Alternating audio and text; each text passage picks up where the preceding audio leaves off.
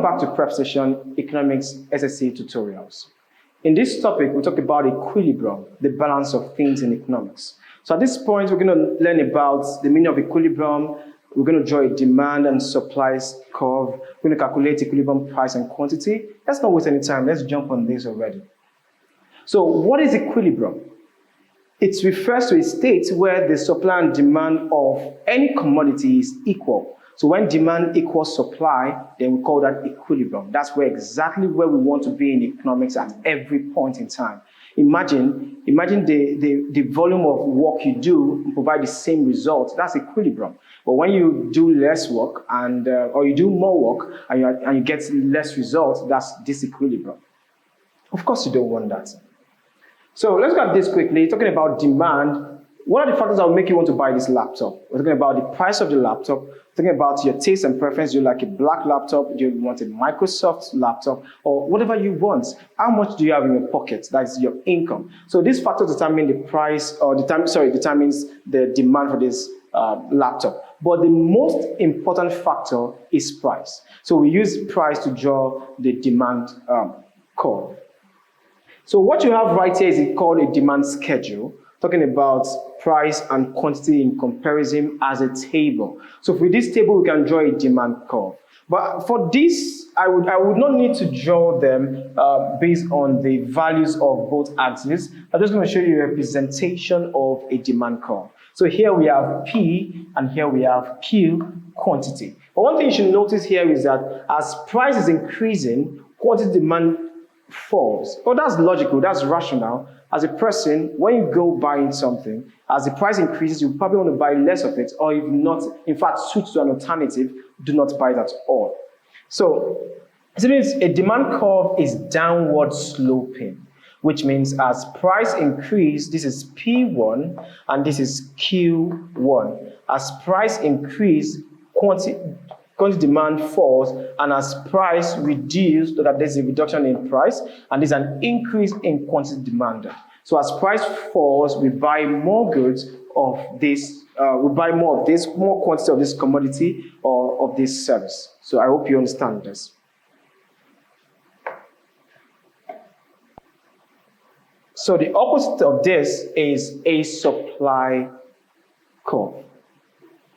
Now, what factors would influence how many pizza you're willing to sell if you are a producer of pizza?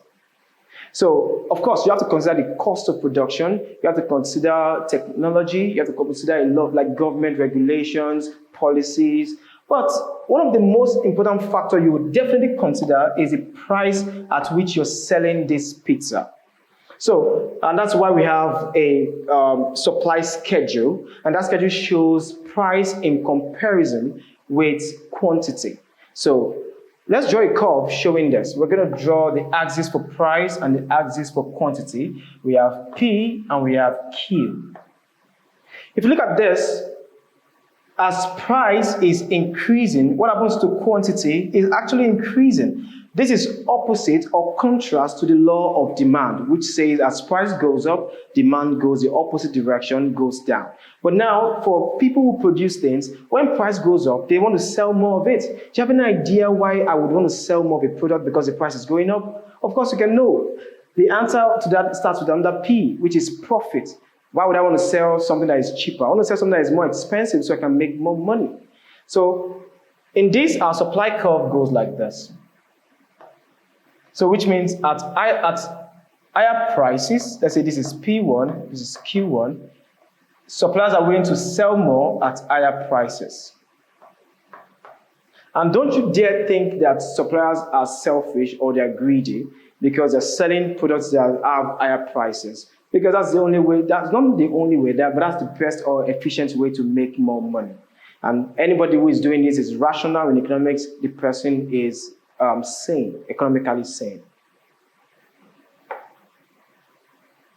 So let's look at equilibrium. Equilibrium is when demand and supply. Now imagine a situation where demand has a different law, supply also has a different law, and they have to come together. It means there must be some form of mechanism that brings them together. That's what we call equilibrium or price mechanism. So let's look at this. How can we bring supply and demand to be equal? We can do this by solving this equation. This is our demand equation. We call this a demand function, and this is our supply equation. We call this a supply function. So all we need to do is equate demand and supply. QD equals QS. So what is QD? That's 14 minus 2P. And what is QS? That is 2 plus P. So let's collect like terms. That will be, like we can say, simply say 14 minus 2 equals, we have P right here, and this goes to the other side, we have plus 3P. So what is 14 minus 2? That's 12. And what is P plus 3P? Sorry, this is 2P, not 3. And that will be 3P, because it's 2P and this is P. That gives us 3P. So let's divide both sides by 3. That is 3 here and 3 here. So this will be 4. Therefore, P equals 4. So our equilibrium price is 4. At price of 4, we have equal demand and equal supply. But can we verify this? Can we be sure it's correct? So then all we just need to do is substitute this P into any of the equations. So I'm going to start with demand by saying QD equals 14 minus 2, and instead of putting PD, I'll put 4 right there, and that says 14 minus 8, and 14 minus 8 will give us what? That will give us 6. To know if this is also correct, let's substitute the same for supply. That would be QS equals 2 plus P, and that is QS equals 2 plus, what is our P? 4, right? So we just write 4. That's 2 plus 4 is what? 6. At this point, our quantity demanded is equal to our quantity supply.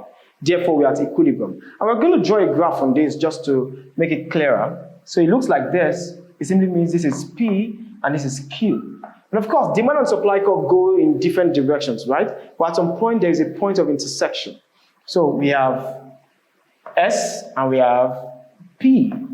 And at the point where they meet is what we call equilibrium points. And this will be 4 in terms of the price here. And the quantity is equilibrium quantity, and this will be 6.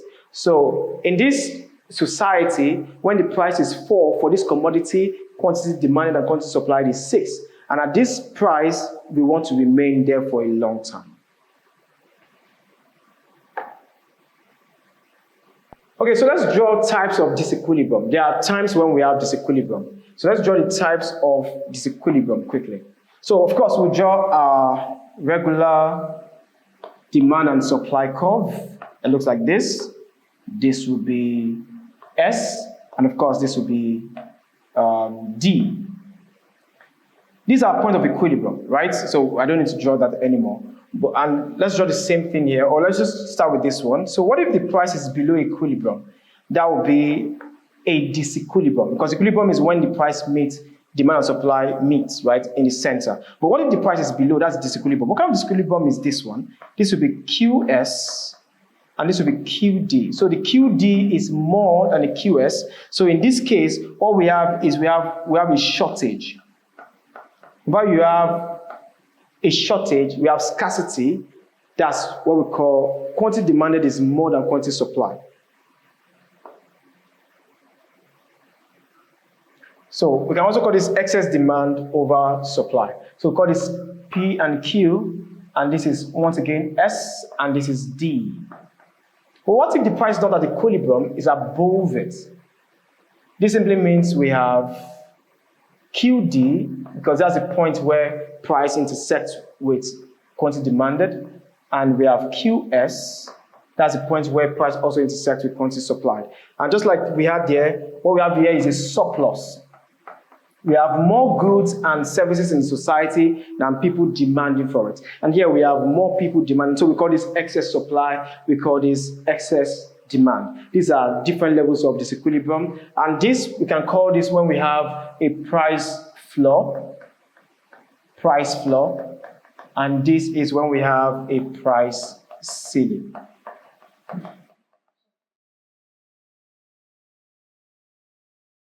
So let's look at some questions under equilibrium. Question 1. Which of the following best defines demand? Is it the willingness and ability of consumers to buy goods at different prices, or the quantity of goods producers are willing to sell, or the amount of goods available in the market, or the price at which goods are sold? The answer to that is A, the willingness and ability of consumers to buy goods at different prices. Don't forget, willingness and ability is very essential to passing your SSCE. Number 2, what happens to the demand for a normal good when income increases? Does it decrease? Does it remain unchanged? Does it increase as well? Or depends on the price? The answer to this question is C, it increases. So a normal good, as income increases, people buy more of that commodity. Number 3, which type of demand occurs when two goods are used together, like cars and fuel? So the answer to that is, of course, joint demand. They are used together. Or we can also call this complementary demand. Number 4, which of the following is an example of derived demand? Is it demand for coffee and tea, demand for steel, demand for rice in 2 different countries, or demand for mobile phones? So the answer to that is demand for steel, because an increase in car production. So if people buy more cars, indirectly they are demanding for more steel. Number 5, if the price of a substitute good increases, what happens to the supply of the original good? So does it increase? Does it decrease? Does it remain constant, remain the same, or become zero? The answer to that question is B, it decreases. Number 6, given that the demand equation is 30 minus 3p and supply is 10 plus 2p, what is the equilibrium price? So you have to equate the demand and equate it with supply. So 30 minus 3p equals 10 plus 2p. Take like terms, and when you're done with your calculation, your answer should be 4. Number 7, if the price of a product is set above equilibrium, what will happen? Don't forget, this is on its own a disequilibrium. We call it market failure.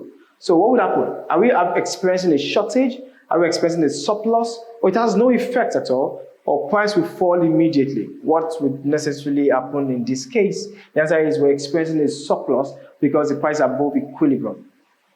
People will buy less of the product. We have excess of the product in society.